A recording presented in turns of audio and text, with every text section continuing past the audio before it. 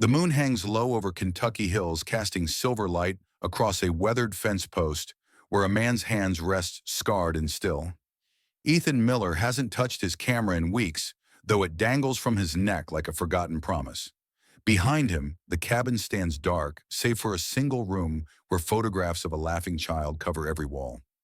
No dust dares settle there. Wind carries the distant sound of hooves, wild Mustangs moving under stars, unaware of the boundaries humans have drawn across their ancient past. Ethan's fingers trace the grain of the wood, feeling for something solid in a world that dissolved 3 years ago when Lily fell. The mountains hold their secrets in shadow just as he holds his grief. A twig snaps in the darkness. He lifts his head listening. Something is changing in the night. Something that will require him to remember how to see. The morning mist clung to the valley floor like a spirit reluctant to leave. Through it, dark shapes moved with quiet purpose, a herd of wild horses navigating the soft terrain of Vale Creek. Their hooves made little sound against the dampened earth, a silent procession through nature's veil. At the lead, a chestnut mare, with a white star-shaped marking on her forehead, moved with particular awareness. Nova. Her ears flicked constantly, reading the landscape through sound. Her nostrils flared, testing the air for anything out of place. The world through Nova's eyes was a tapestry of sensations. The comforting smell of her herd behind her, the familiar taste of morning dew on grass, the rhythm of heartbeats around her, strongest among them, the quick flutter belonging to her foal Orion, his midnight coat almost invisible in the half-light. But beyond these comforts lay the edges of her awareness, the faint scent of smoke from distant human dwellings, the unnatural angles of fences that had appeared where none existed before, the occasional mechanical rumble that didn't belong to thunder or falling stone. Nova's muscles tensed as wind carried something new, the faint metallic smell that often preceded human arrival. She stopped, signaling the herd with a short snort. Heads raised in unison, 30 pairs of eyes scanning the horizon.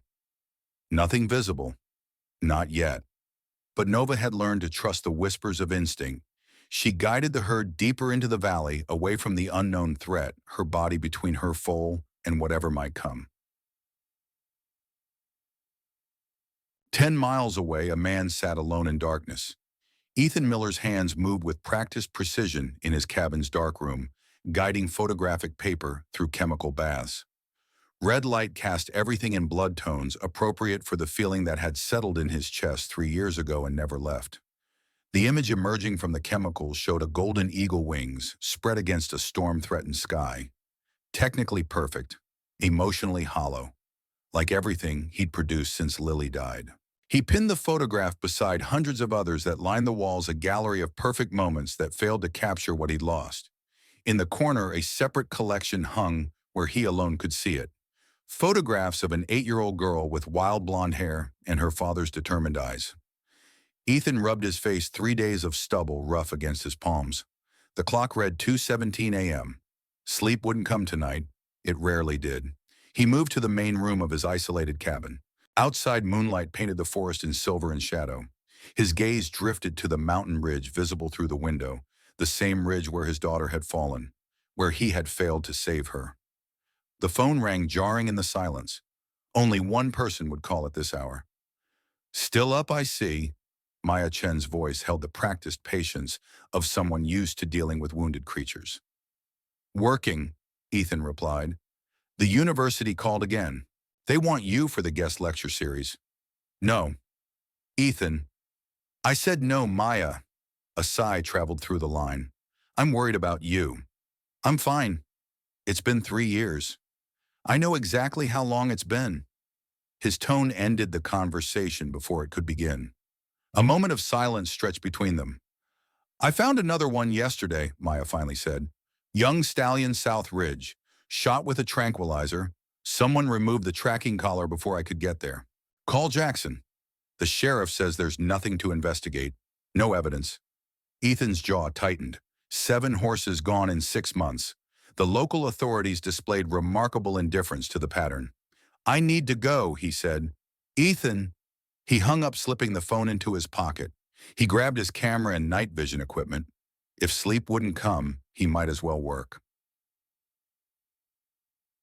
The forest welcomed Ethan with familiar indifference.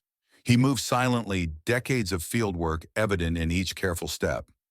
The camera felt right in his hands, an extension of himself that remained when everything else had been stripped away. He headed toward the western ridge, setting up near a small clearing known for nocturnal activity. The infrared equipment transformed the darkness into shades of green and gray, revealing a hidden world most never saw. Hours passed. An owl hunted successfully. A fox traveled its nightly route. Two deer grazed cautiously in the open. Ethan captured it all, his breathing synchronized with the rhythm of the forest. Just before dawn, something changed. A sound faint and unfamiliar drifted through the trees. Ethan lowered his camera, head tilted. Not an animal call he recognized. Not wind or water. Almost mechanical, yet organic somehow. Like a plea translated through technology. He packed his equipment and moved toward it, each step measured. The sound grew stronger, a weak, pulsing whine that raised the hair on his neck. The clearing appeared suddenly before him. In its center sat a metal cage sophisticated in design, with what looked like electronic components built into its frame. Inside, a black foal lay on its side, breathing, labored eyes half closed in exhaustion. Ethan froze, assessing the situation. The cage looked new, deliberately placed. The ground around it showed signs of recent human activity. The foal made that sound again, a distorted whinny, filtered through whatever device was attached to the cage. It was meant to attract something, or someone. Ethan scanned the tree line. Poachers might still be nearby, but the forest held its silence, offering no clues. Decision made, he approached slowly. The foal's eyes found him dark orbs reflecting moonlight and fear. It tried to rise, but couldn't find the strength, collapsing back with a soft thud that twisted something in Ethan's chest. "Easy," he whispered, voice rough from disuse. "I'm not going to hurt you." The cage had a simple locking mechanism. As Ethan examined it, he became aware of a presence. A prickling sensation traveled up his spine, the feeling of being watched. He turned slowly. At the edge of the clearing stood a mare, her chestnut coat silvered by moonlight, white star blazing on her forehead like a beacon. She stood perfectly still, watching him with an intensity that felt almost human. The mother. Ethan had grown up around. Horses knew their protective instincts. A wild mare with a trapped foal was one of the most dangerous animals imaginable. One charge from those hooves could kill him instantly, but she didn't charge. Their eyes met across the clearing, man and mare locked in silent communication. She held his gaze with an intelligence that transcended species, something in her stare suggesting analysis rather than mere animal reaction. "I'm trying to help," Ethan said softly. The mare's ears flicked forward. She took one step closer, then stopped. An understanding seemed to pass between them. Permission, perhaps. Ethan turned back to the cage, working the lock with careful movements. It opened with a metallic click that sounded too loud in the pre-dawn quiet. The foal attempted to rise again as the door swung wide. Ethan backed away immediately, giving it space. But the young horse simply didn't have the strength. It struggled halfway up before collapsing again. The mare approached, then steps deliberate. Ethan remained motionless as she moved past him to nose her foal gently. She made soft, nickering sounds, communication beyond human understanding. The foal responded weakly, attempting once more to stand. Failing. Something was wrong beyond simple exhaustion. Ethan studied the small black body, noting the unnatural thinness, the dull coat, the slight tremor in its limbs.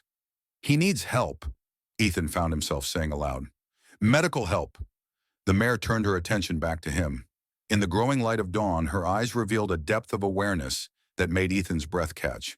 She seemed to be weighing options, calculating risks, making a decision no wild horse should be capable of making. Ethan slowly retrieved a blanket from his pack. "I'm going to pick him up," he explained, feeling foolish for talking to a wild animal, yet compelled to narrate his intentions. "My truck is about a mile back. There's a vet in town." He approached the foal again, movements deliberately telegraphed. The mare watched but made no aggressive move as he slid his hands beneath the small body. The foal felt desperately light, dehydrated, possibly drugged. With careful movements, Ethan lifted him, cradling him in the blanket. The young horse gave a weak sound of protest but didn't struggle. Ethan began walking backward toward the trail, expecting the mare to charge now that he held her baby. Instead, she followed, maintaining a consistent distance of about 8 feet. "You're full of surprises," Ethan murmured, continuing his cautious retreat. The journey back to his truck was slow, every step taken, with awareness of his precious cargo and the vigilant mother shadowing his movement. When he finally reached the vehicle, Ethan gently laid the foal in the truck bed, creating a nest with the blanket. He cupped his hand, pouring a little water from his canteen. The foal lapped at it weakly. When Ethan closed the tailgate and moved to the driver's door, he looked back at the mare, still standing there watching. "I'm taking him to get help," he explained, feeling increasingly ridiculous talking to a horse yet unable to stop. "There's a vet clinic in town." He climbed into the cab and started the engine. In the rear-view mirror, he expected the mare to retreat back to the forest, back to the safety of the wild. What he saw instead made him hit the brakes. The mare was following the truck. "Impossible," Ethan muttered. But there she was, maintaining a steady pace behind him, not chasing, following. He continued driving, never exceeding 15 miles per hour. Every time he checked the mirror, the mare remained, her powerful legs carrying her effortlessly behind the vehicle. By the time he reached the main road, Ethan was shaking his head in disbelief. Surely she would stop now. Wild horses didn't follow vehicles into town. But as he turned onto the paved road, the mare emerged from the tree line and continued her pursuit, her determined gaze never leaving the truck bed where her foal lay. Ethan pulled out his phone and dialed with one hand, eyes alternating between the road and his mirror. "Blue River Animal Clinic," answered a professional female voice despite the early hour. "Maya, it's Ethan. I'm coming in with an emergency. Found a baby Mustang in a cage up in the hills. It's in bad shape." "A Mustang in a cage?" Maya Chen's voice sharpened with concern. "That's illegal. Who would—" "I don't know, but there's more. The mother is following my truck." "What do you mean, following?" "I mean, she's running behind me right now. Has been for the last 2 miles. I've never seen anything like it." A pause. "How far out are you?" "About 3 minutes. I'll be ready. Back entrance." As Ethan approached the small town of Blue River, early risers slowed and stared at the unusual sight of a wild Mustang running behind a pickup truck in the gray light of dawn. He pulled into the back lot of the Blue River Animal Clinic, where Maya was already waiting, her expression changing from professional concern to astonishment as she saw the mare following at a distance. "My God," she breathed as Ethan parked and hurried to the truck bed. "The foal's fading fast," he said, gently lifting the blanket-wrapped baby horse. "Dehydrated, maybe drugged?" Maya tore her eyes away from the mare, who had stopped at the edge of the parking lot, and focused on the foal in Ethan's arms. "Let's get him inside. Exam room 1. Ethan carried the foal through the back door, half expecting to hear the sounds of panic as the mare charged after them. Instead, when he glanced back, he saw her standing completely still, watching from a distance. Inside, Maya worked quickly, inserting an IV line for fluids while examining the foal. "Male, probably 3 to 4 weeks old," she muttered, her trained hands moving efficiently. "Severe dehydration, malnutrition." She frowned, finding something under the foal's skin. "There's some kind of device implanted here." "What kind of device?" Maya carefully extracted a small metallic object. "A tracking chip, but not like the conservation ones we use." She studied it under the light. "This is military grade." "Military?" Ethan frowned. "Who puts military tracking devices in baby Mustangs?" "Someone who doesn't want to lose track of their investment." Maya continued her examination, revealing a small scar on the foal's neck. "Look at this. That's an R, like a brand but precise. Almost surgical." Ethan's jaw tightened. "Someone's experimenting on wild horses." Maya didn't disagree. Her gaze drifted to the window where the mare still stood, vigilant guard in the growing daylight. "Have you ever seen anything like this?" Ethan asked. "A wild mare following her foal this way, not running off?" Maya joined him at the window. "Never. It defies everything we know about Mustang behavior. She should be miles away by now."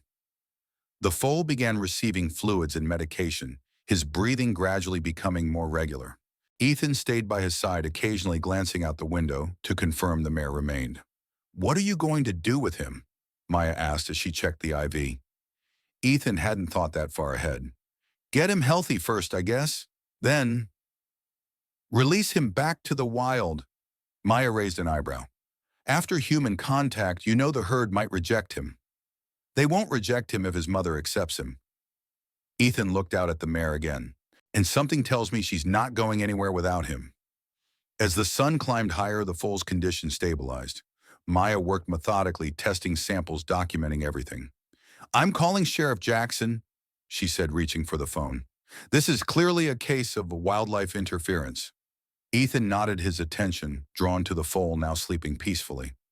In the daylight, he could see the richness of the black coat, unusual for Mustangs in this region. This wasn't just any foal. Something about him was special enough to make him a target.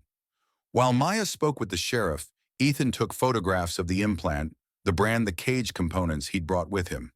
Evidence. When she hung up, Maya's expression was tight.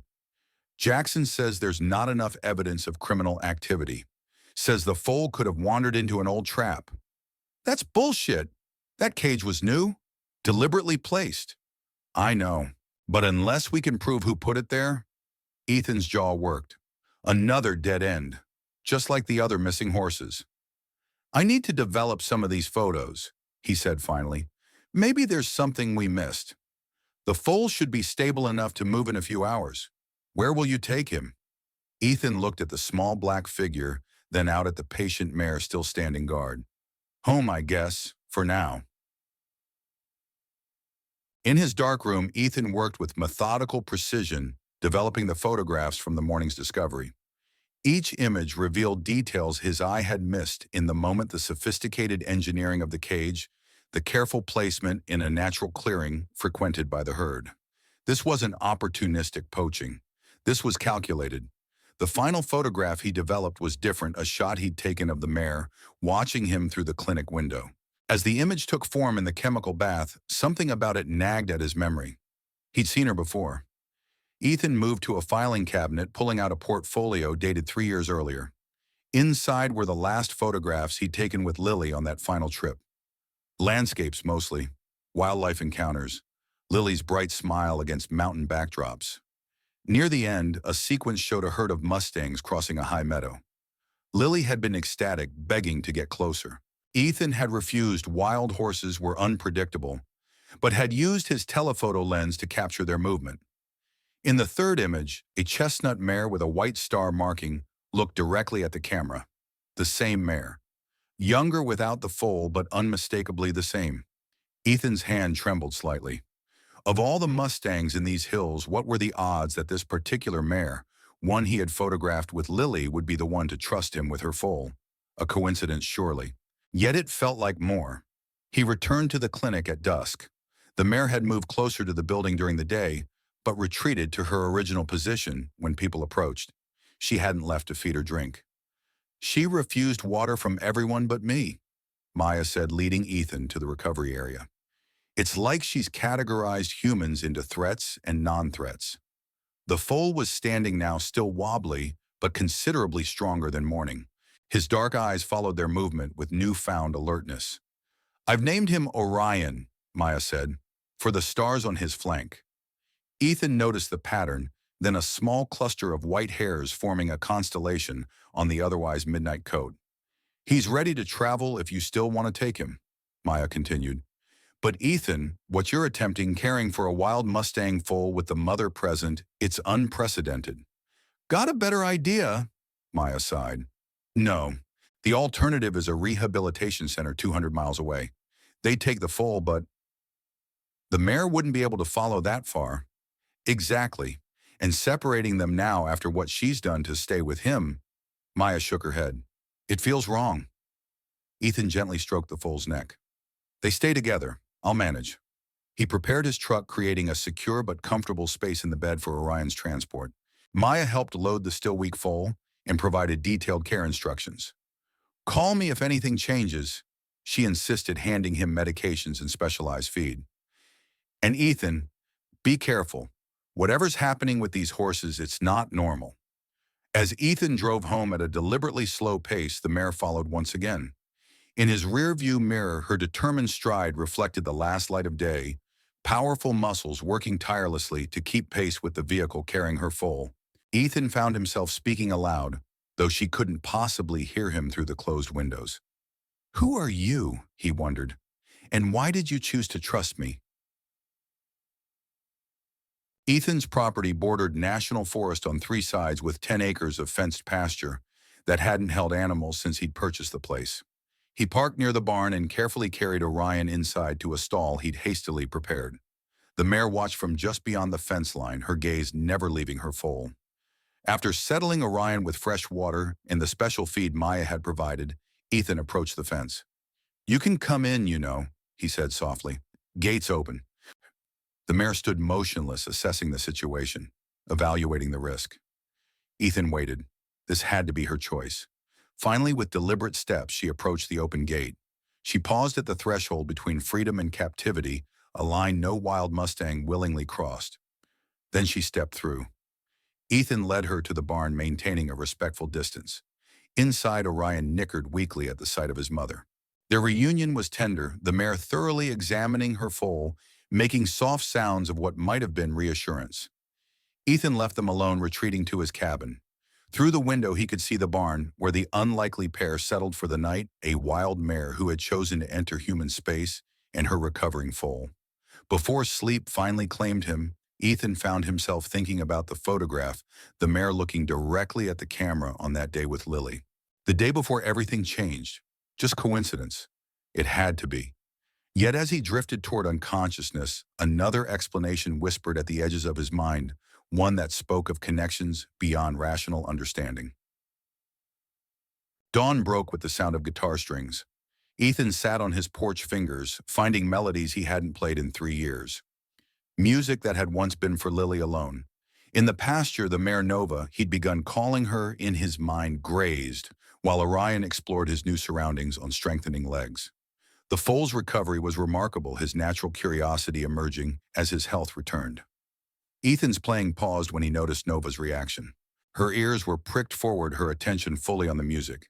She took several steps toward the porch, head tilted slightly, as if listening with more than casual interest.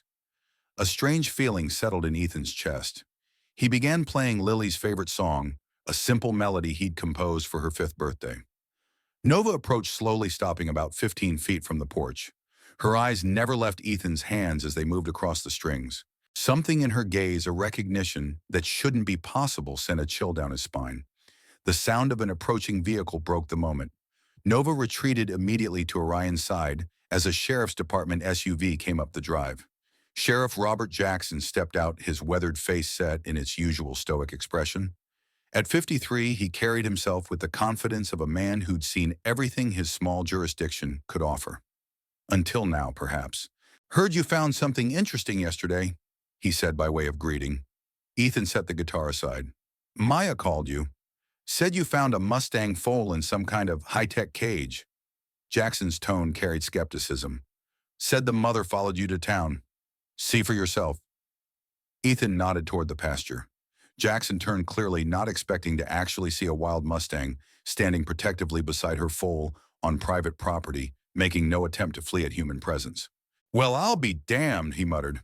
"I have photographs of the cage, the implant. Maya removed everything?" Ethan stood. "Someone's interfering with protected wildlife. Let's see what you've got." Inside, Ethan laid out the evidence, photographs, the tracking device, his notes on location. Jackson examined everything with professional detachment. "This isn't the work of local poachers," he concluded. "Too sophisticated. 7 horses have disappeared from protected areas in 6 months." Ethan pressed. "Maya's been tracking it. Now we have proof someone's targeting them." Jackson's expression revealed nothing. "I'll file a report with Fish and Wildlife. That's their jurisdiction. And in the meantime, you've got yourself a couple of house guests." Jackson glanced out the window at the Mustangs. "Never seen anything like that mare. The way she looks at you, it's almost like she understands." "She does understand," Ethan said quietly. "That's what worries me." After Jackson left, promising to return if he learned anything, Ethan developed more photographs.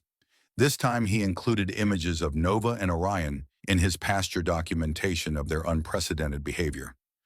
As the prints dried, he found himself drawn to the locked door at the back of his cabin. Lily's room preserved exactly as she had left it 3 years ago. He hadn't entered since the funeral. Something about Nova's reaction to the music compelled him to the threshold. His hand rested on the knob, trembling slightly. Not today. He turned away, focusing instead on Nova and Orion. The foal was visibly stronger, prancing around his mother with increasing coordination. Nova remained alert, her gaze frequently returning to the surrounding forest as if expecting danger. Ethan brought fresh water to the pasture. As he filled the trough, he felt Nova's presence behind him. He turned slowly to find her much closer than she'd ever voluntarily approached. "Hello, beautiful," he said softly. Nova regarded him with that unnerving intelligence. Then, to Ethan's astonishment, she extended her neck and gently touched her muzzle to his shoulder, brief contact that felt deliberate. A gesture of trust, gratitude. Before Ethan could process what had happened, Nova returned to Orion, leaving him frozen beside the water trough, skin tingling where she had touched him. Late that night, as Ethan reviewed his photographs, a movement caught his eye. Through the window, he saw Nova standing at the fence line, head raised, ears forward, the posture of a sentinel sensing danger. Ethan stepped outside, scanning the darkness. Nothing visible disrupted the night yet.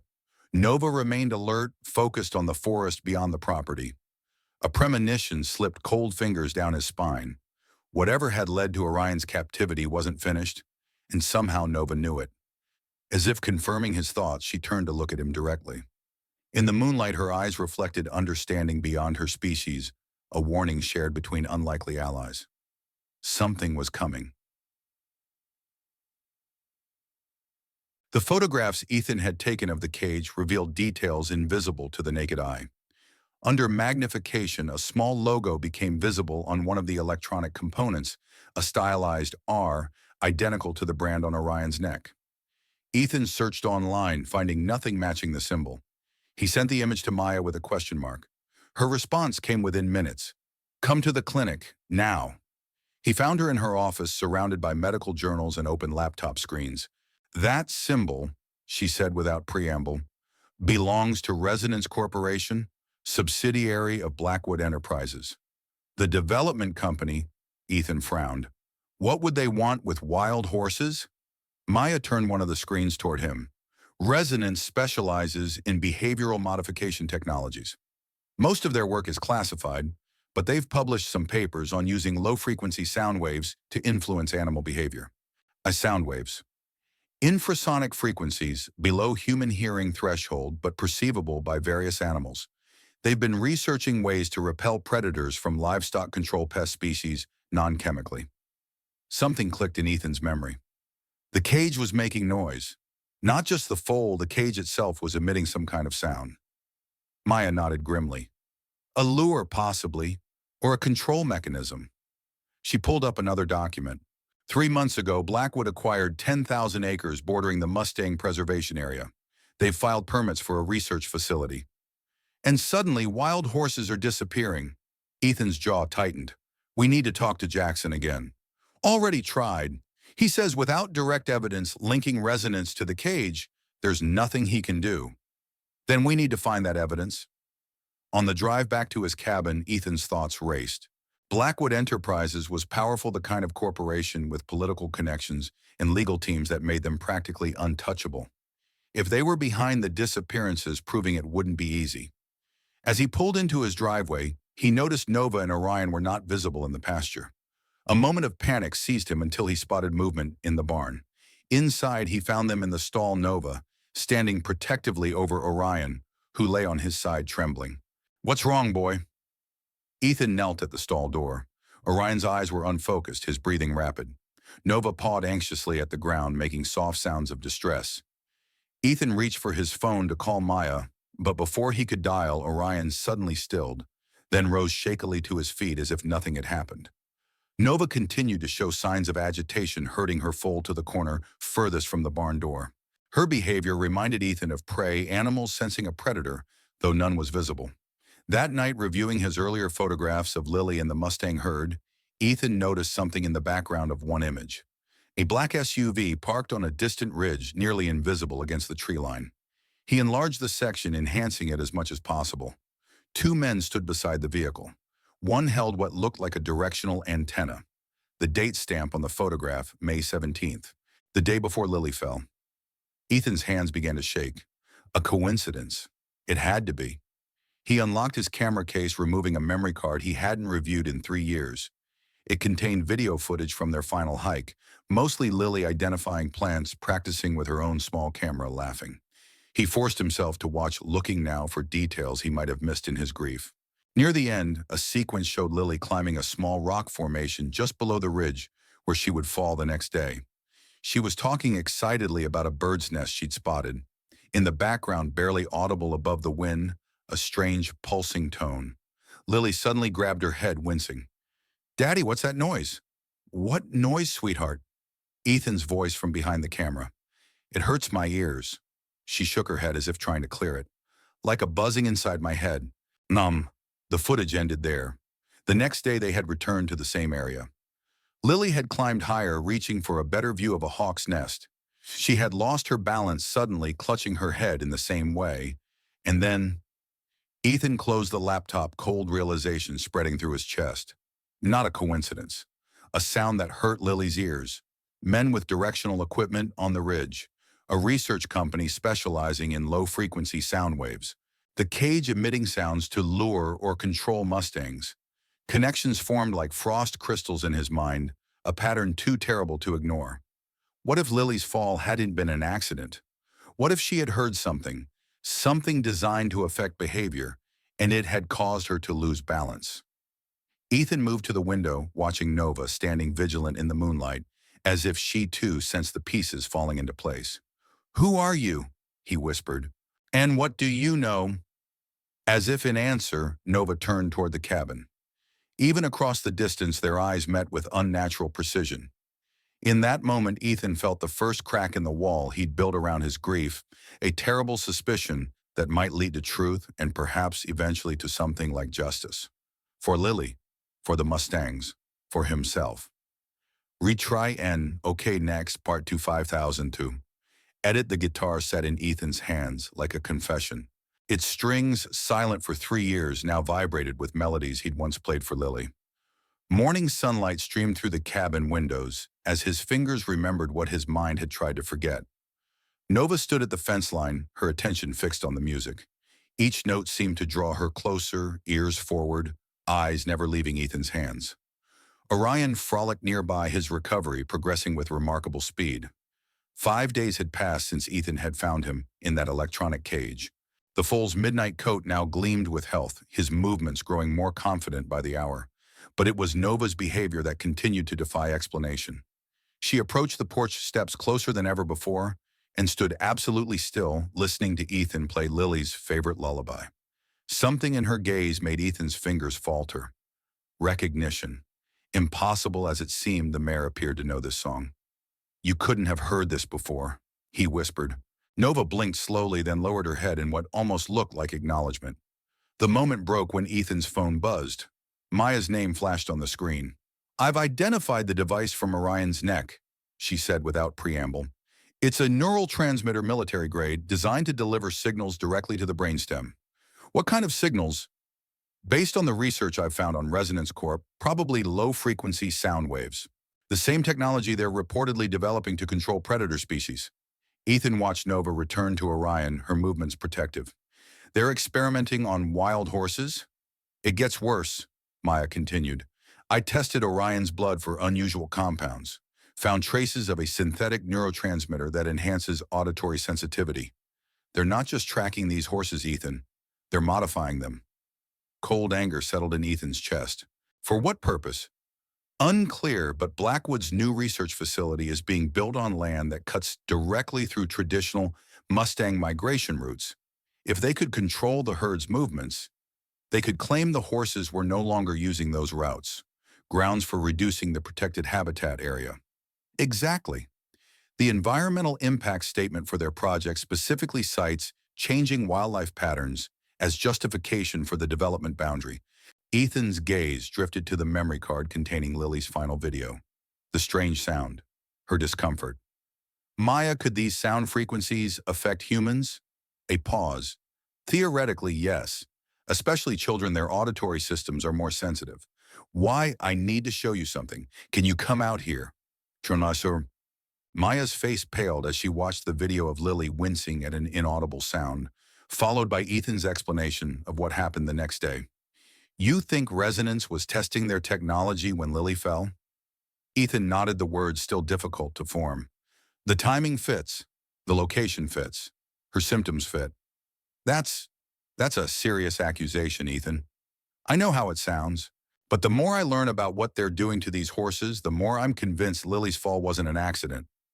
Maya studied him carefully, concern evident in her expression. Even if you're right, proving it after 3 years would be nearly impossible. I don't need to prove it in court. I just need to know. Their conversation was interrupted by the sound of a vehicle coming up the drive. Through the window, they saw a black SUV with tinted windows stop near the barn. Nova immediately moved between Orion and the vehicle, her posture alert. A man in his mid-30s emerged, expensive suit, carefully styled hair, the confident bearing of someone accustomed to authority. He surveyed the property before approaching the cabin. "Who's that?" Maya asked. "No idea." Ethan opened the door before the stranger could knock. Up close, the man's smile appeared. Practiced, his eyes calculating behind designer glasses. "Mr. Miller, Alex Walker, Blackwood Enterprises." He extended a hand that Ethan didn't take. "I hope I'm not interrupting." "What do you want?" Walker's smile didn't falter. "I understand you recently rescued a Mustang foal from an illegal trap." "Admirable. Our company has strong conservation values, so naturally we're concerned." "Are you?" "Of course. In fact, we'd like to offer assistance. Financial compensation for your trouble, veterinary care." His gaze shifted to Maya. "Whatever you need to ensure the animal's welfare." Maya stepped forward. "Dr. Maya Chen, I've been overseeing the foal's care. He's recovering well without your assistance." Walker's attention returned to Ethan. "Nevertheless, we'd like to help. Perhaps we could discuss this further." "There's nothing to discuss," Ethan replied coldly. "The Mustangs are fine where they are." "Mr. Miller, I don't think you understand. These are wild animals. Eventually, they'll need to be released or transferred to proper facilities. Our company has relationships with several excellent wildlife rehabilitation centers. Why does Blackwood care about two Mustangs?" Walker's smile tightened almost imperceptibly. "As I mentioned, conservation is among our core values, particularly where it concerns local wildlife that might be affected by our developments. Why, like your new research facility, the one cutting through established Mustang territory." A flicker of surprise crossed Walker's face before his professional mask returned. "I see you've done your homework. Yes, our Resonance division is building a state-of-the-art facility nearby, all properly permitted with extensive environmental mitigation measures, including electronic cages to trap foals." Walker's expression hardened. "I don't know what you're implying, but I assure you Blackwood adheres to all wildlife protection regulations." He reached into his jacket, producing an envelope, a gesture of goodwill for expenses incurred and future care needs. When Ethan made no move to take it, Walker placed the envelope on a nearby table. "Think about it, Mr. Miller. The well-being of wild animals requires resources and expertise beyond what most individuals can provide." His gaze drifted to the window where Nova stood, watching the interaction with unnerving focus. Something like recognition flickered in Walker's eyes. "Fascinating creature," he murmured. "Unusual coloration for this region's herd." "You seem knowledgeable about the local Mustangs," Maya observed. "We've conducted extensive wildlife surveys for our environmental impact assessments." Walker straightened his jacket. "I should be going. Please consider our offer, Mr. Miller.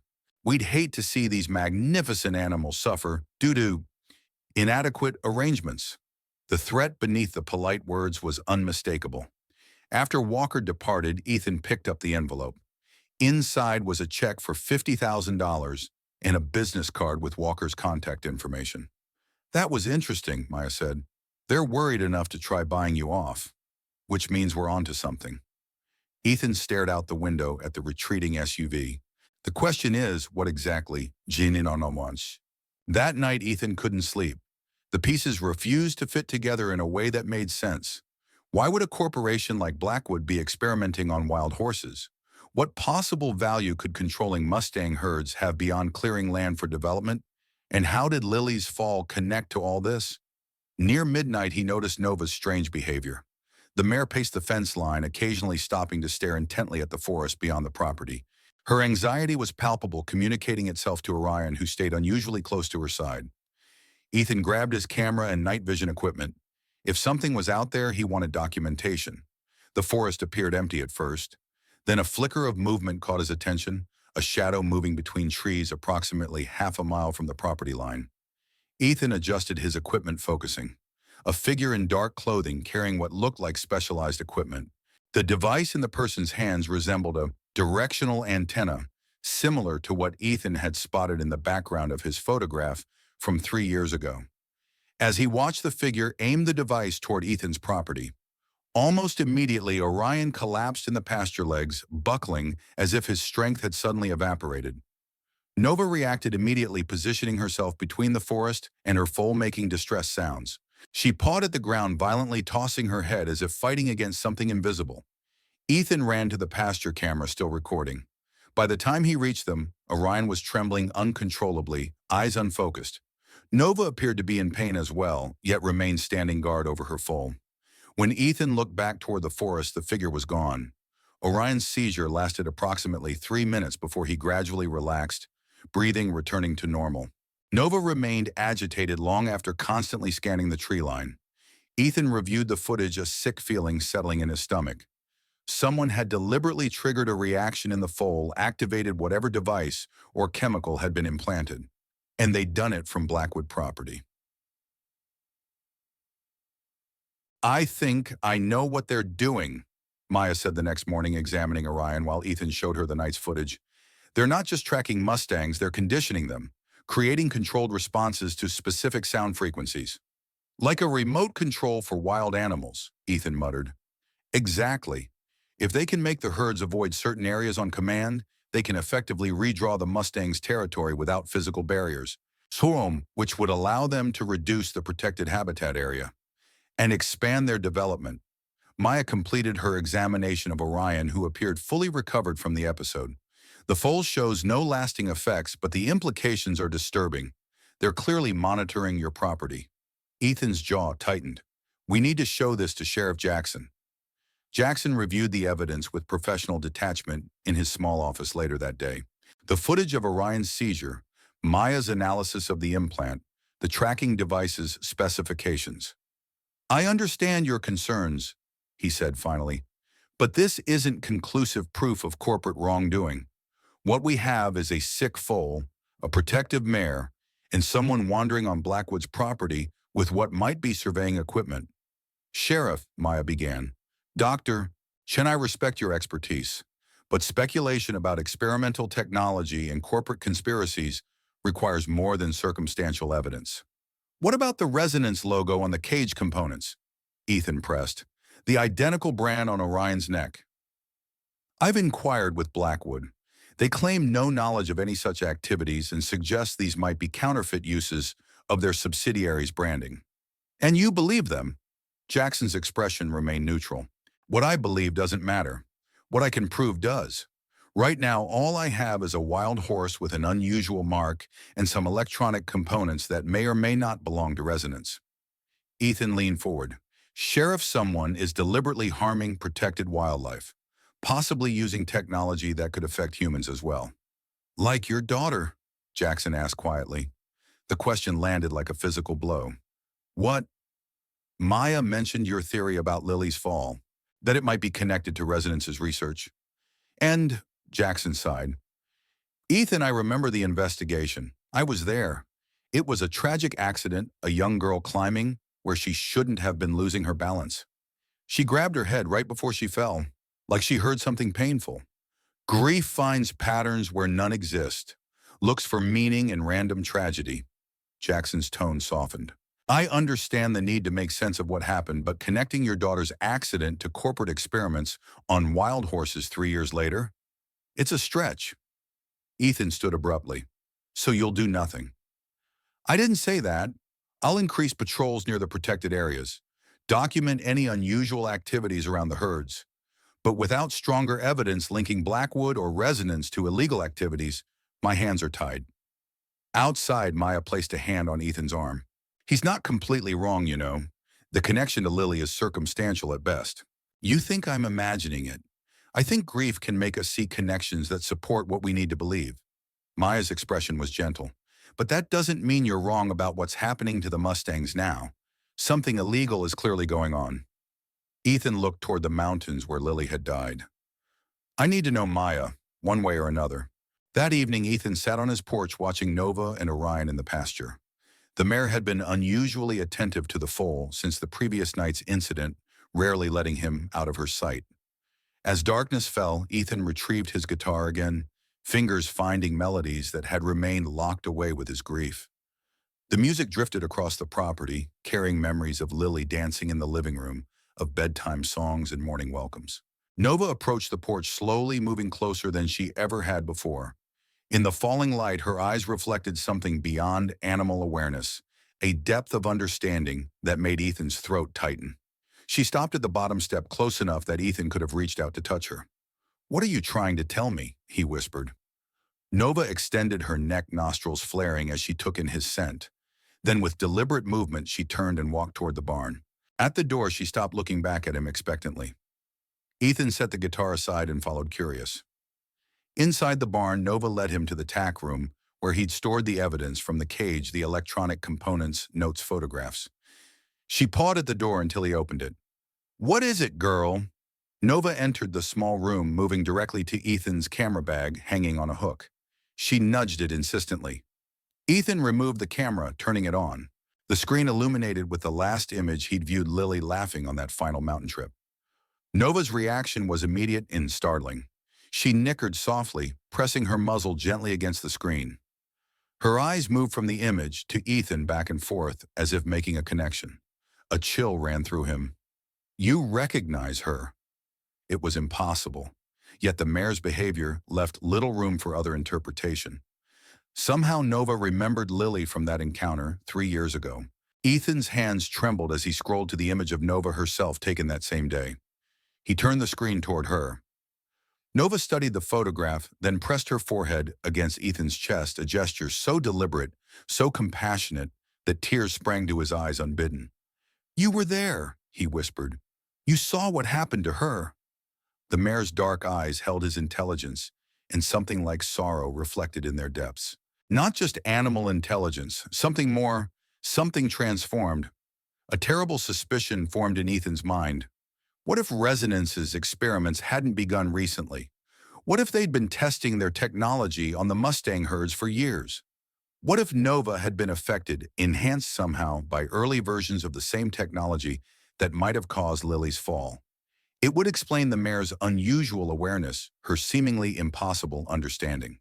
The sound of a vehicle approaching broke the moment. Nova's head came up, ears forward in alert posture. She moved quickly to the barn entrance, looking out toward the driveway. Headlights cut through the darkness as an SUV pulled up, not Maya's practical veterinary vehicle or Jackson's sheriff's department car. This was sleek black with government plates. A woman emerged, mid-30s, professional attire, carrying a leather portfolio. As she approached the barn, Nova retreated to Orion's side, watching warily. "Mr. Miller," the woman called. "I'm Special Agent Diana Reeves, Fish and Wildlife Service. I understand you've reported illegal interference with protected Mustangs." Ethan stepped out of the barn, studying her carefully. "Sheriff Jackson contacted you." "Actually, Dr. Chen did. May we talk inside?" In the cabin, Agent Reeves reviewed the evidence, efficiently asking detailed questions about the cage, the implant, Orion's seizure. "This is concerning," she acknowledged, "particularly given Blackwood's expansion plans in the area.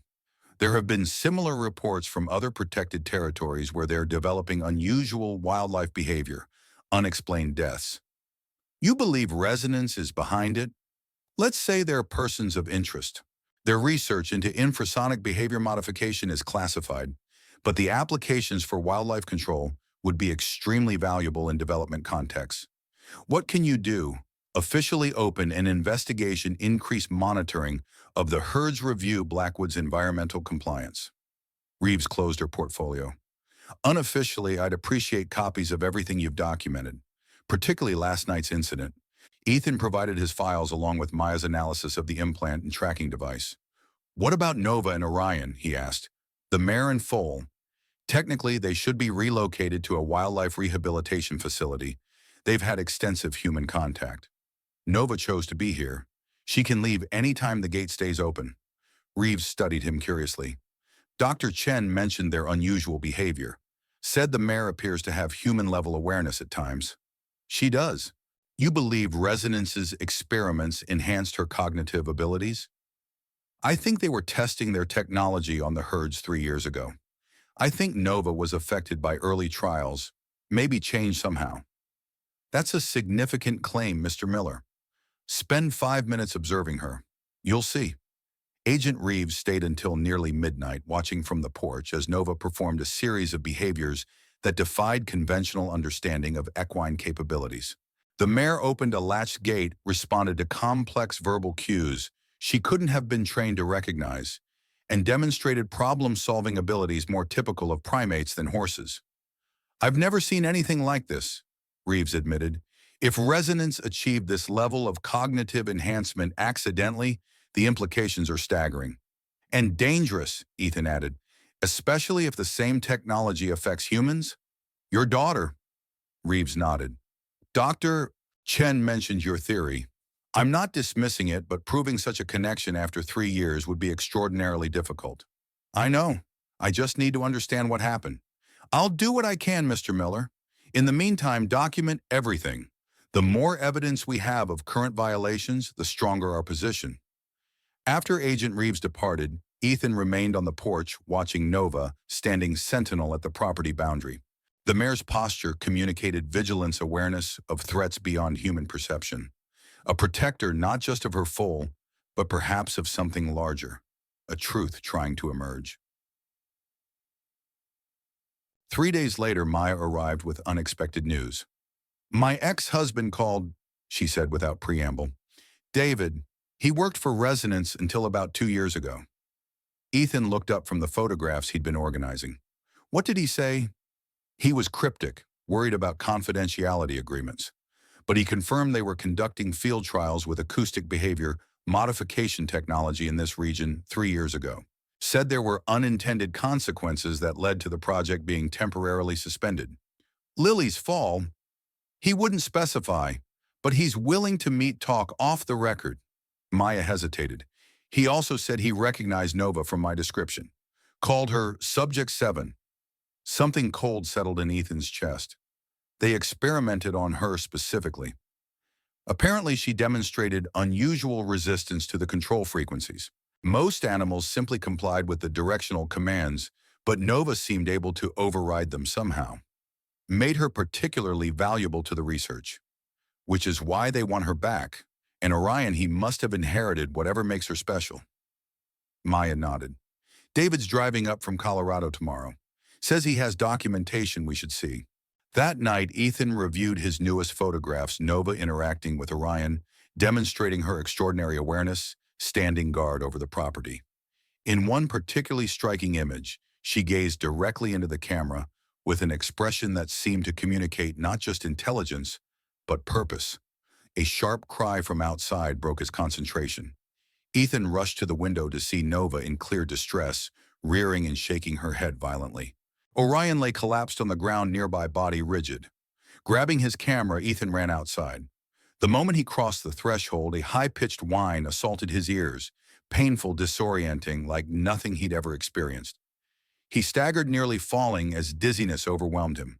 Through blurred vision, he saw figures moving at the property edge, dark shapes carrying equipment heading toward the pasture where the Mustangs struggled. Nova screamed, a sound of rage and pain combined. Despite her obvious distress, she positioned herself between the approaching figures and Orion ears, flat against her head, teeth bared. Ethan fought against the debilitating sound, raising his camera. Document everything Reeves had said. Evidence. One of the figures noticed him and redirected a device in his direction. The painful sound intensified, driving Ethan to his knees. His camera clattered to the ground as he clutched his head. This was what Lily had felt. This disorienting, overwhelming assault on the senses that made balance impossible, thought incoherent. Through the haze of pain, Ethan saw Nova charge the intruders, driving them back from Orion, despite her own suffering. The men retreated hastily to a waiting vehicle at the property edge. As suddenly as it had begun, the sound stopped. In the ringing silence that followed, Ethan crawled to where his camera had fallen. Somehow it had continued recording. Evidence. Nova returned to Orion, who remained motionless on the ground. She nudged him gently, making soft, urgent sounds. The foal didn't respond. Ethan staggered to his feet, fumbling for his phone. Maya answered on the first ring. "Orion's down." He managed his voice hoarse. "They hit us with some kind of sonic weapon. The foal's not moving." "On my way. 15 minutes." Nova allowed Ethan to approach her trust, apparently overriding natural caution. Together, they stood vigil over Orion's still form, united in their concern. When headlights appeared on the drive, Nova tensed. But instead of Maya's vehicle, a black SUV approached rapidly, the same one Ethan had seen the intruders escape in moments earlier. Before Ethan could retreat to the house for his rifle, the SUV skidded to a stop. Alex Walker emerged alone, his expression urgent. "Where's the foal?" he demanded. Ethan stood protectively in front of Orion. "Get off my property." Walker raised his hands. "I know what they did. I can help. That device they used, it's a neural inhibitor. If we don't counteract it soon, the foal will die." "Why should I trust you?" "Because I didn't authorize this." Walker moved cautiously toward them, something like guilt crossing his features. "This wasn't supposed to happen. Not again." "Again." Walker's eyes met Ethan's directly. "They tested a prototype near this area 3 years ago. There was a little girl." The world seemed to stop. "Lily," Ethan whispered. "I was operating the equipment that day." Walker's voice broke. "They told us the frequency couldn't affect humans, that it was calibrated specifically for equine neurophysiology. They were wrong." Rage surged through Ethan. His vision narrowed to Walker's face. The man responsible for Lily's death stood before him, confessing. Nova's distressed whinny cut through his fury. Orion was growing weaker by the second. "How do we save him?" Ethan demanded. Walker removed a syringe from his pocket. "Neural stabilizer. It will counteract the inhibitor effect." "Do it." As Walker administered the injection to Orion, Nova watched with uncanny comprehension, allowing the man who represented everything she should fear to help her foal. "Why are you doing this?" Ethan asked the question, encompassing both the attack and this unexpected assistance. "I didn't know they were coming tonight. Victor Blackwood has become obsessed with this particular mare. When he learned she was here with you." Walker shook his head. "The technology was only supposed to be used for conservation, for humane wildlife management. Not this." "You expect me to believe that? After what happened to my daughter?" Walker met his gaze, something like genuine remorse in his eyes. "No, I don't expect forgiveness. But I couldn't let another innocent die because of what we created." Orion's breathing steadied his rigid body, gradually relaxing as the medication took effect. "He'll recover fully," Walker said, stepping back. "But they'll try again. Blackwood wants both horses, especially Nova. She's the key to everything." "Key to what?" Walker glanced nervously toward the road. "I've said too much already. They'll be looking for me once they realize I came here. You owe me the truth." Ethan said, his voice low and dangerous. "My daughter died because of your experiment." Pain flashed across Walker's face. "I know, and I'll have to live with that for the rest of my life." He handed Ethan a small flash drive. "This contains research data, internal communications, everything I could download before I left. It won't bring your daughter back, but it might help protect others." The sound of an approaching vehicle made Walker tense. "That's probably your vet friend. I need to go. You're just going to disappear after confessing to killing my daughter. If I stay, I'm dead. Blackwood has too much invested in this technology to allow whistleblowers." Walker backed toward his SUV. "The information on that drive will explain everything. Be careful who you trust with it, Mr. Miller. This goes higher than you can imagine." As Walker sped away, Maya's van appeared from the opposite direction. She rushed to Orion's side, quickly assessing his condition. "What happened?" Ethan held up the flash drive, his hand trembling slightly. "I think we just found our smoking gun." Nova stood protectively over her recovering foal, her intelligent gaze shifting between Ethan and the retreating taillights of Walker's vehicle. In her eyes, Ethan saw not just animal awareness, but something transformed by human intervention, understanding beyond her natural capacity. And in that understanding, a reflection of his own determination to uncover the truth, no matter the cost. Retry N. Okay, next part 3. 5002 Edit Dawn broke in shades of crimson and gold, painting the valley in light that looked too beautiful for the darkness it illuminated. Ethan sat motionless at his desk, staring at the computer screen, where Walker's flash drive had revealed its contents. Project Resonance. 3 years of data, hundreds of internal communications, video footage of experiments on captive Mustangs, and the accident report from May 18th, the day Lily fell. Maya stood behind him, one hand on his shoulder, her face pale as they scrolled through evidence of a truth too terrible to have imagined, yet exactly what they had feared. They knew, Ethan whispered, his voice raw. They knew the technology affected humans. They had recorded incidents of hikers experiencing disorientation near test sites. Out of horn. But they didn't stop the trials, Maya finished. The document on screen detailed the incident with clinical detachment. Juvenile female subject 8 experienced severe vestibular disruption during test sequence 17.3. Subject fell approximately 40 feet, resulting in fatal cranial trauma. Incident classified as hiking accident. Compensation arranged through subsidiary insurance carrier without disclosure of causation. They had paid him off the settlement from the insurance company after Lily's death. Money he'd never questioned, too consumed by grief to notice it had come too easily, too quickly. This next part, Maya pointed to a section near the end of the report. Look who signed off on the continuation of trials despite the unfortunate incident. Victor Blackwood, CEO of Blackwood Enterprises, the man who had given the order to keep testing after Lily died. There's more, Maya said quietly, opening another file. The mare Nova. She was part of their initial test group. The document detailed Subject 7's unique neurological response to the control frequencies. Unlike other test subjects, the mare demonstrated resistance to the signals, maintaining autonomous behavior patterns when other animals complied with directional commands. They theorized her auditory processing was different. Maya explained, scanning the technical language.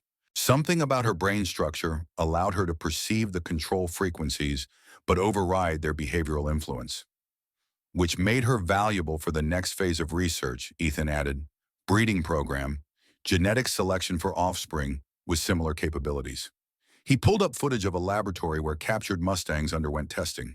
In one sequence, Nova, younger, wilder but unmistakable with her distinctive star marking, stood in a test chamber while technicians increased sound frequencies to levels that drove other test subjects into distress. She remained calm, seemingly analyzing the source of the sound rather than reacting to it. They released her back to the wild. Hey, nature, you're, Maya noted, reading accompanying documentation. Implanted with monitoring devices, they were tracking her reproductive activity, hoping she would pass the genetic trait to her foals. Orion. Ethan's gaze drifted to the window, where the black foal now rested peacefully beside his mother in the morning light, recovered from the previous night's attack. Her first offspring since the experiments began, which explains why they're so determined to recapture them both.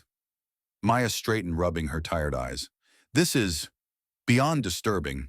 They've been manipulating an endangered species, causing human casualties, all to develop technology for what exactly? Ethan opened the final folder labeled Applications. Inside were proposals for military contracts, border security systems, urban crowd control, all based on the acoustic behavior, modification technology tested on the Mustangs. Control, he said simply, of animals first, then people. Maya shook her head in disbelief. We need to get this to Agent Reeves immediately. Not yet. Ethan closed the laptop. Walker warned me to be careful who we trust. This goes higher than we can imagine, he said. You think the federal investigation might be compromised? I think a company with billions in military contracts probably has contacts throughout the government. Ethan stood pacing the small room. We need leverage, insurance. What kind of insurance? Public exposure. If enough people know about this, they can't just make it disappear. Maya considered this. My ex is arriving this afternoon. He worked on the early phases of the project. If he corroborates what's on that drive, that's a start, but we also need to... A sharp whinny from outside interrupted their conversation. They rushed to the window to see Nova in an alert posture facing the forest beyond the property line. Orion stood close to her side, fully recovered, but clearly responding to his mother's tension. Through binoculars, Ethan spotted movement among the tree's figures in dark clothing, setting up equipment at intervals along the property boundary. "They're back," he said grimly, "and they're not trying to hide anymore." Sheriff Jackson arrived 20 minutes later, responding to Ethan's call about trespassers. He surveyed the forest edge through binoculars, his expression troubled. "I count 6 men, multiple vehicles on the access road behind the ridge." He lowered the binoculars. "They're on Blackwood property, technically, not trespassing." "They attacked us last night," Ethan insisted. "Used some kind of sonic weapon that nearly killed the foal. I have it on video." Jackson nodded. "I've seen the footage. That's why I'm here. But legally, my hands are still tied unless they actually cross onto your land. So we just wait for them to attack again. I've called for backup, and I've reached out to Agent Reeves. Until then, yes, we wait and document." Maya joined them at the fence line, handing Ethan a small device. "Ultrasonic jammer. David used it while working with the test animals. It might disrupt whatever frequencies they're planning to use." "David's here?" Ethan asked. "Arrived early. He's reviewing the drive data now. Says it confirms everything he suspected about the project's evolution after he left." Jackson's radio crackled with an update from his deputy. The men at the forest edge were setting up what appeared to be a perimeter of electronic equipment. "What are they planning?" Maya wondered aloud. Nova provided the answer. The mare suddenly stiffened, ears flattening against her head. She turned in a tight circle, clearly distressed, but fighting against whatever invisible force affected her. Orion showed no reaction, protected by whatever medication Walker had administered the night before. "They're targeting Nova specifically," Maya realized. "Trying to drive her off your property." Ethan activated the ultrasonic jammer. Nova's distress eased slightly, though she continued to show signs of discomfort. "It's helping but not completely blocking whatever signal they're using." Jackson raised his radio to request his deputy's position when a new vehicle appeared on the main road approaching Ethan's property, a sleek black SUV with government plates. Agent Reeves. As the SUV turned into the driveway, one of the figures at the forest edge redirected what looked like a satellite dish toward the approaching vehicle. What happened next unfolded with terrible clarity. The SUV suddenly swerved, veering off the driveway. Ethan caught a glimpse of Reeves clutching her head before the vehicle crashed into a tree at the property edge. "Diana!" Jackson sprinted toward the crash site, drawing his weapon. Ethan grabbed his camera, documenting everything as the men at the forest edge quickly packed their equipment, retreating toward vehicles hidden behind the ridge. Maya rushed to the crashed SUV with her medical bag. Agent Reeves was conscious but disoriented, blood trickling from her nose. "Acute vestibular disruption," Maya diagnosed, helping Reeves from the vehicle. "Same symptoms as what affected Orion last night." "They targeted a federal agent," Jackson said incredulously. "That's a major felony." "They're desperate," Ethan concluded, still recording the retreating figures. "Which means we're close to something they don't want found." As if confirming his assessment, Nova suddenly bolted for the forest edge, moving with purposeful speed directly toward where the men had been positioned. "Nova!" Ethan called, but the mare didn't hesitate. She disappeared into the trees, leaving Orion nickering anxiously behind her. "What is she doing?" Maya asked. "I don't know, but I'm following her." Ethan grabbed his pack. "Jackson, stay with Reeves and Orion. Maya, bring David and the data. Meet me at the ranger station on North Ridge in 1 hour." Ethan, wait. But he was already moving, following Nova's path into the forest, driven by certainty that the mare's actions were not random flight, but deliberate purpose. Nova's trail wasn't difficult to follow. Broken branches, displaced stones, clear hoof prints in soft earth. She was making no attempt to hide her passage, moving with singular determination toward the ridge where Blackwood's property began. Ethan maintained a steady pace, camera recording everything. Whatever Nova was doing, he intended to document it. The mare's trail led to a maintenance road rarely used by anyone except Forest Service vehicles. Fresh tire tracks indicated recent activity, likely the retreat of Blackwood's men after the attack on Agent Reeves. Nova's hoofprints followed the road for nearly a mile before veering suddenly into dense underbrush. Ethan paused, uncertain. Why would she leave the easier path? He pushed through the vegetation, finding himself in a small clearing, mostly hidden from the road. What he discovered there stopped him cold. A sophisticated field laboratory had been hastily abandoned. Electronic equipment hummed on standby power. Cages empty now lined one side of the clearing. Computer monitors displayed data streams, recording devices captured ambient sounds. And tethered to a central post, fighting against restraints with desperate energy, was a midnight black Mustang stallion, Orion's father unmistakably, with the same distinctive constellation marking on his flank. Nova stood nearby, watching Ethan with clear expectation. She had led him here deliberately, knowing he would understand the significance of this discovery. Ethan approached the stallion carefully. The animal was clearly distressed but not aggressive, seeming to recognize something familiar in Ethan's scent. Perhaps Nova's presence on his clothing. "Easy boy," Ethan murmured, documenting everything with his camera before moving to release the restraints. "Let's get you out of here." As the stallion gained freedom, he moved immediately to Nova's side. Their reunion was brief but intense, soft nickering, gentle touching of muzzles, recognition beyond mere animal awareness. Ethan turned his attention to the abandoned equipment, photographing everything methodically. The computers contained research data similar to what Walker had provided, but more recent ongoing experiments, genetic profiles of captured Mustangs' brain, scans showing responses to various frequency patterns. One particular file caught his attention, a video labeled S7 Cognitive Enhancement Results. Ethan played it, watching with growing horror as scientists documented Nova's increasing awareness during captivity 3 years earlier. Subject demonstrates unprecedented neural reorganization following sustained exposure to frequency pattern delta. A clinical voice narrated, "Cognitive assessment indicates intelligence expansion beyond species baseline. Subject appears capable of complex problem-solving, causal reasoning, and possibly rudimentary symbolic comprehension." The video showed Nova in a laboratory setting completing tasks that would challenge primates, selecting specific symbols to receive rewards, navigating complex mazes, even responding to basic verbal commands without traditional conditioning. They hadn't just been testing control frequencies on her. They had accidentally created something unprecedented, enhanced intelligence in a wild animal. An intelligence that had continued to develop after her release.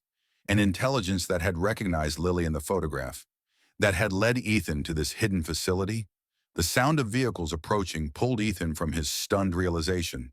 He quickly downloaded as much data as possible onto a portable drive, then looked to Nova and the stallion. "We need to go, now." As if understanding perfectly, Nova nudged the stallion, and both horses moved toward a game trail leading away from the road. Ethan followed, leaving the laboratory for Blackwood's men to discover compromised. The ranger station stood empty when Ethan arrived, the normally staffed outpost apparently abandoned. Nova and the stallion remained at the forest edge, watching as Ethan approached the building cautiously. A vehicle appeared on the access road, Maya's van. She pulled up quickly, accompanied by a man Ethan assumed was her ex-husband, David. "We need to hurry," Maya said without preamble. "Jackson called. Blackwood himself has arrived in town with a team of lawyers. They're filing injunctions against you for illegal possession of proprietary research animals." "They're claiming ownership of the Mustangs?" Ethan asked incredulously. "Of Nova specifically. They're calling her Escaped Research Subject 7 and demanding immediate return." David Chen stepped forward, extending his hand. "David Chen, I've been reviewing the data Alex Walker provided. It confirms what I suspected, but couldn't prove when I left the company. Which is that Project Resonance evolved from wildlife management to something much darker. The enhanced cognition in Subject 7 and Nova was an unexpected outcome of the initial trials. When they discovered what they'd created, the entire project refocused. On creating more like her," Ethan concluded, "I found a hidden laboratory. They had Orion's father captive there, and files documenting Nova's cognitive enhancement." David nodded grimly. "They've been trying to replicate the conditions that caused her transformation. That's why they wanted her offspring, hoping the genetic predisposition would allow for more successful enhancement in the next generation." "For what purpose?" Maya asked. "Military applications," David replied. "Enhanced animals could be used for reconnaissance, target identification, even direct action with the right control parameters." "And humans?" Ethan asked quietly. "Could the same technology enhance human cognition?" David's expression darkened. Theoretically, yes, but the risk factors are enormous. The sound frequencies that enhance neural connectivity in equine brain structure cause catastrophic disruption in human neurophysiology, like what happened to your daughter. Ethan turned away, processing the terrible confirmation of what he'd already suspected. Lily had died because of an experiment gone wrong, her young brain unable to withstand what had transformed Nova. We need to get this information to people who can stop them, Maya insisted. With what Ethan found today, combined with Walker's data, no one's answering at the Regional Fish and Wildlife Office, David interrupted. And Agent Reeves is being treated for what's officially being called a migraine episode that caused her accident. Jackson took her to the hospital, but he says federal agents he doesn't recognize have already arrived to debrief her. They're containing it, Ethan realized, using their government connections to suppress the investigation. Which is why we need to go public immediately. Maya pulled out her phone. I have contacts at environmental organizations with media platforms. If we release everything at once across multiple channels, they'll deny everything, David warned. Without physical evidence beyond digital files that could be claimed as forgeries. We have physical evidence, Ethan interrupted, looking toward the forest edge where Nova and the stallion waited. We have the living results of their experiments. And we have this. He held up his camera. Documentation of everything, including their attack on a federal agent today. A plan formed quickly. Maya would take the data to her contacts in the environmental community, preparing for coordinated release. David would reach out to former colleagues who had left residents under similar concerns, building a coalition of whistleblowers. And Ethan would return to his property with the most compelling evidence of all, Nova herself, whose extraordinary awareness would be impossible to dismiss as fabrication. As they finalized details, the sound of multiple vehicles approaching scattered their focus. Through the ranger station window, they spotted 3 black SUVs moving up the access road. Company, David said tensely. Go, Ethan urged Maya. Get the data out. I'll create a diversion. Ethan, trust me. As Maya and David sped away through a service exit, Ethan moved to the forest edge where Nova and the stallion waited. He approached them slowly, an idea forming that under any other circumstances would seem insane. I need your help, he told Nova directly. One more time. The mare's intelligent eyes met his. Understanding passed between them, not the projection of human qualities onto an animal, but genuine comprehension between 2 different forms of awareness. Ethan had never ridden without a saddle, and certainly never on a wild Mustang.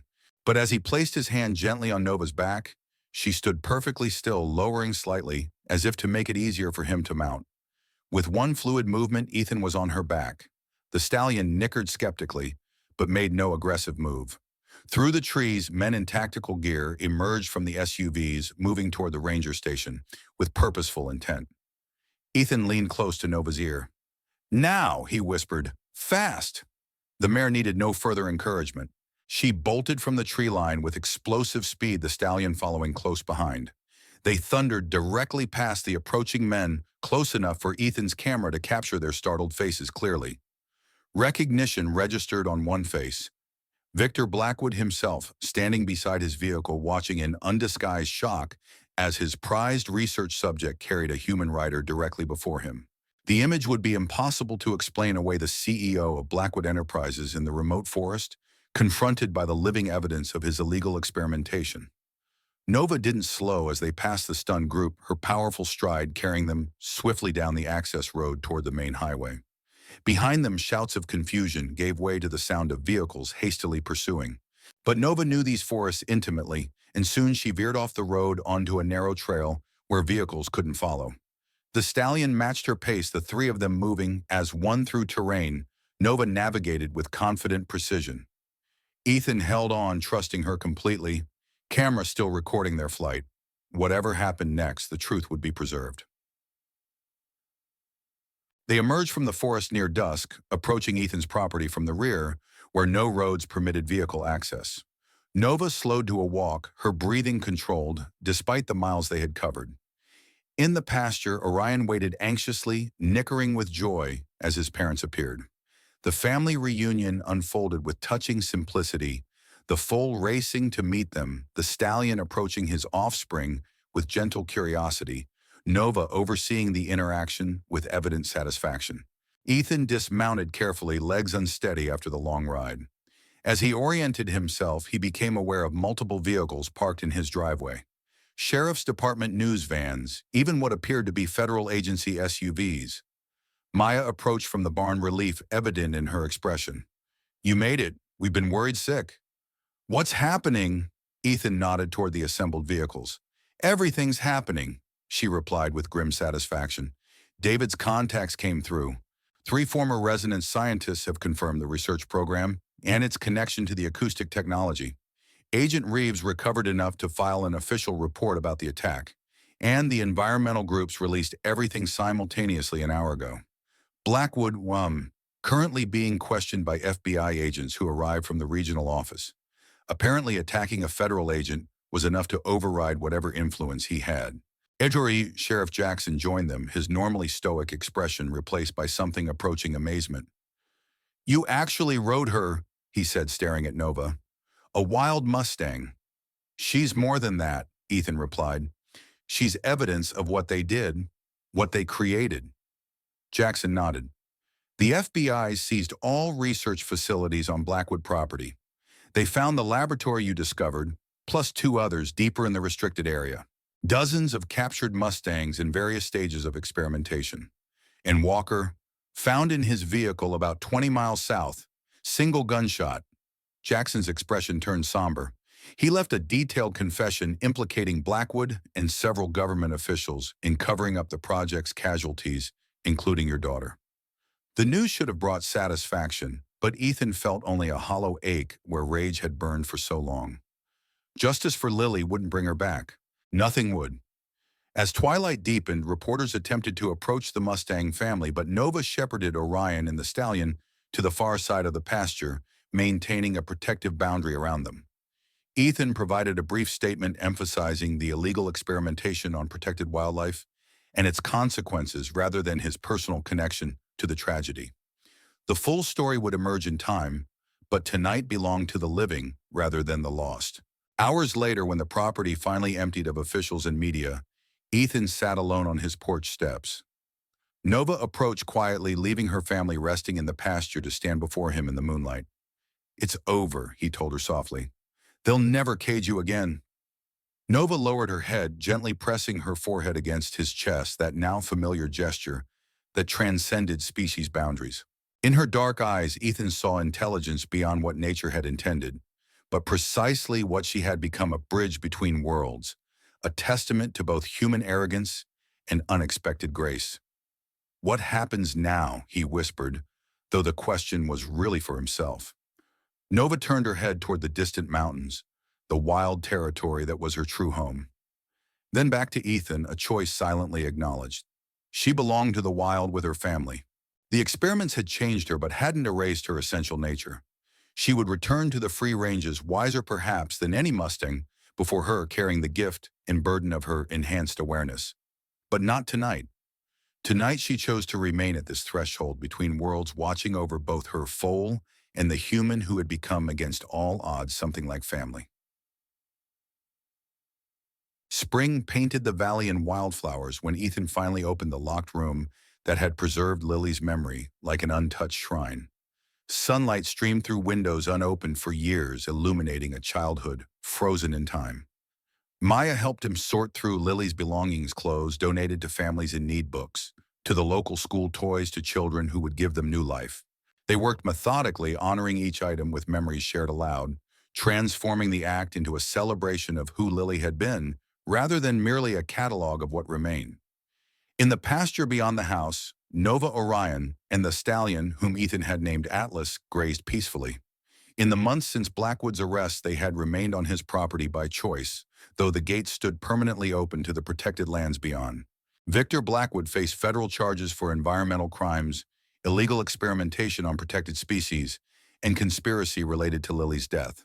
The resonance technology had been classified as a controlled weapon, its research data secured by agencies Ethan preferred not to think about too deeply.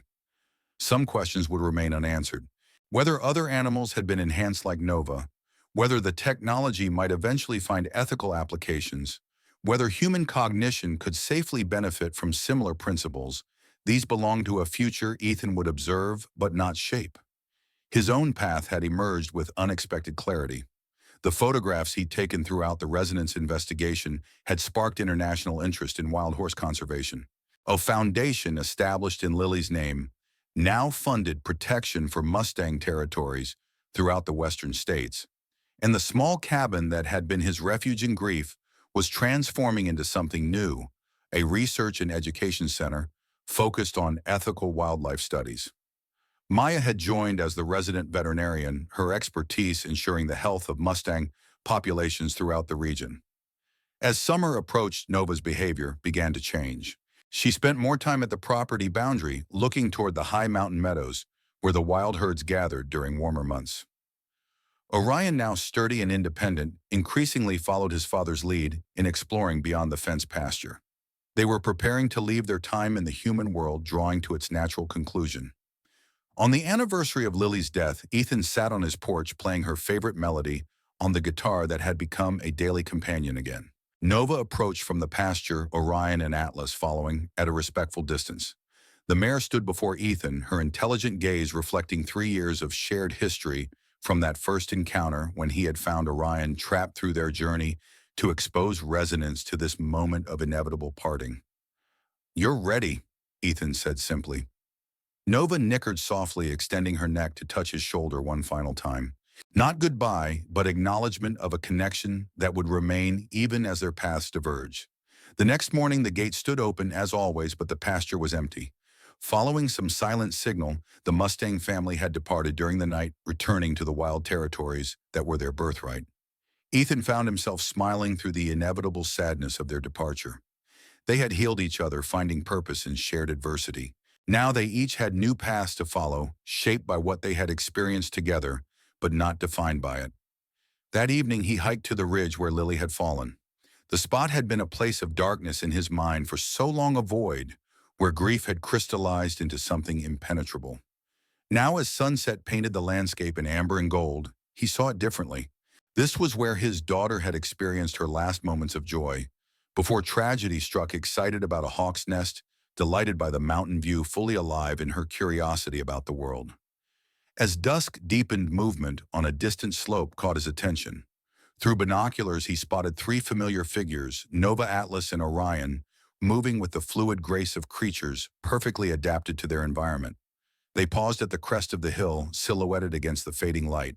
Nova turned, somehow finding Ethan across the distance. For a moment their awareness connected once more, human and horse both changed by circumstance, yet choosing their paths forward.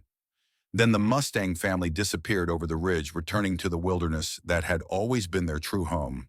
Ethan remained until stars emerged, feeling Lily's presence not as a wound, but as a light, a brief, brilliant life that continued to illuminate his own.